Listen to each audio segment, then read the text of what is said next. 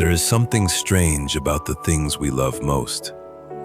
At first, passion feels like freedom. It wakes me before the alarm, gives ordinary days a sense of direction, and makes hard work feel almost beautiful, because for once, I am not simply passing through time. I am giving myself to something that matters. But if I am not careful, the same fire that lights my way can slowly begin to burn down the house. I stop asking whether the work still makes me feel alive and begin asking only whether it is succeeding. Rest starts to feel like weakness. Other people become distractions. A quiet afternoon feels uncomfortable because nothing is being achieved, measured, or improved. That is the truth I had to learn. The thing I love can save me. It can also consume me. For years, I believed real passion meant giving everything without hesitation. I admired the artist who worked through the night, the athlete who trained before sunrise, the dreamer who sacrificed comfort for a future no one else could see. Somewhere along the way, I began treating exhaustion like evidence that I was serious. Pain made the dream feel important.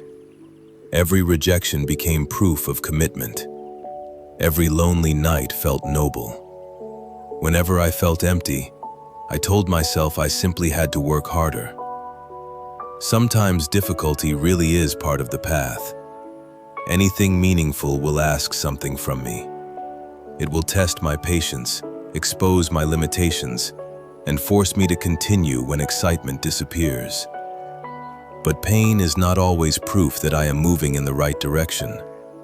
Sometimes it is a teacher. Sometimes it is a warning.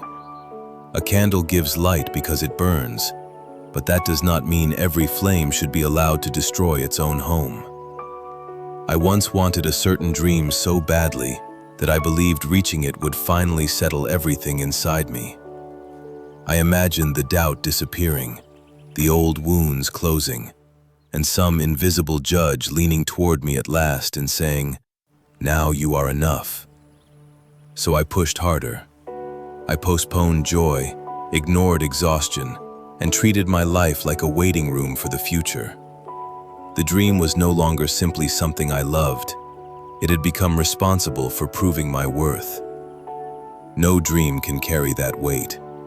A goal can give my energy direction, teach me discipline, reveal courage I did not know I had, and lead me into a deeper relationship with life. But it cannot tell me whether I deserve to exist.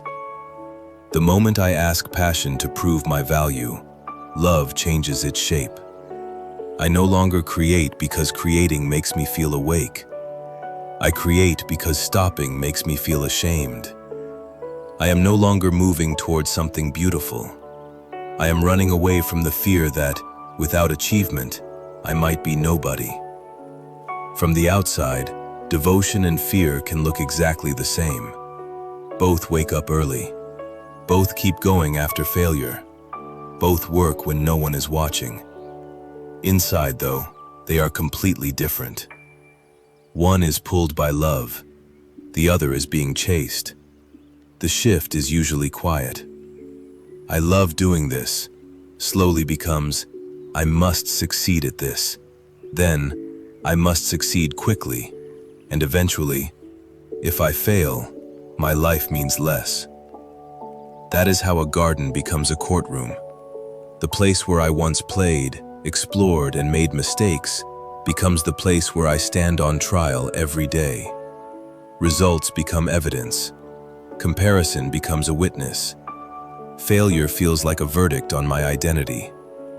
No wonder the work becomes heavy. I am no longer carrying only the craft. I am carrying my reputation, my future, my childhood insecurity, and the imaginary opinions of people who may not even be thinking about me. Nothing can breathe beneath that much pressure. Real passion needs air. It needs room for curiosity, boredom, clumsy attempts, wrong turns, and days when I am not impressive. It also needs enough gentleness that I can fail without becoming cruel to the person who failed. This does not weaken commitment. It allows commitment to last.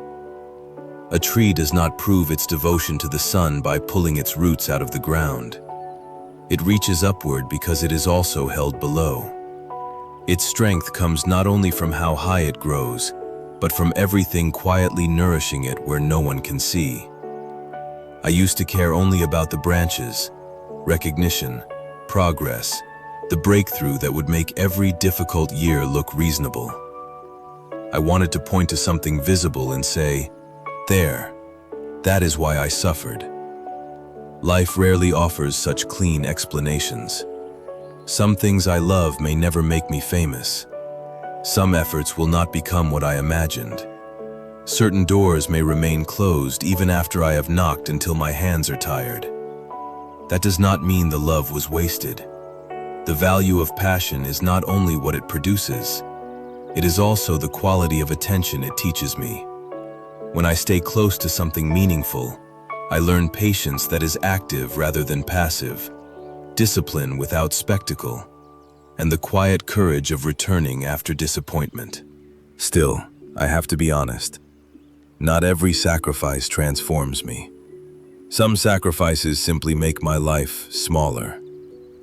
There is a difference between choosing difficulty and becoming addicted to suffering, between discipline and self-punishment, between protecting my focus and cutting myself off from everything that reminds me I am human. I can work hard without treating myself harshly. I can take the dream seriously without making every day feel like an emergency. And I can want something with my whole heart while remembering that I am more than whether I receive it. Passion also changes when the excitement fades. In the beginning, emotion carries me. Everything feels possible, so effort feels light. Then repetition arrives. The same desk, the same practice, the same unfinished page. And suddenly I wonder whether the love is gone. It may not be gone. It may simply be growing up. No storm lasts forever, and a life cannot be built from lightning. Mature devotion is usually quieter.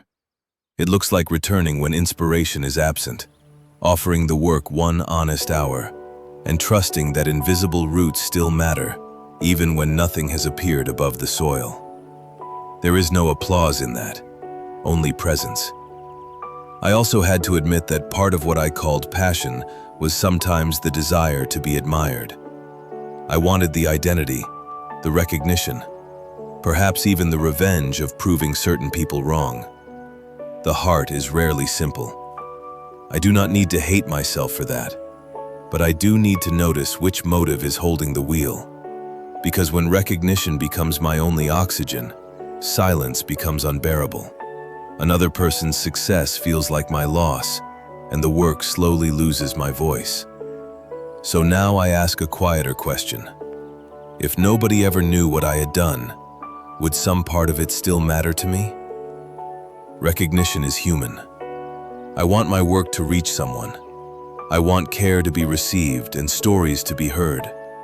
But sometimes the room will be empty. Sometimes the world will not notice. A pianist can play alone, and the final note can disappear into silence, yet the music was still real. A garden will eventually return to soil, but that does not make the flowers meaningless. The sunset does not fail because it cannot stay. Understanding this gives me freedom. I can care deeply without demanding that everything I love become permanent, successful, or widely admired.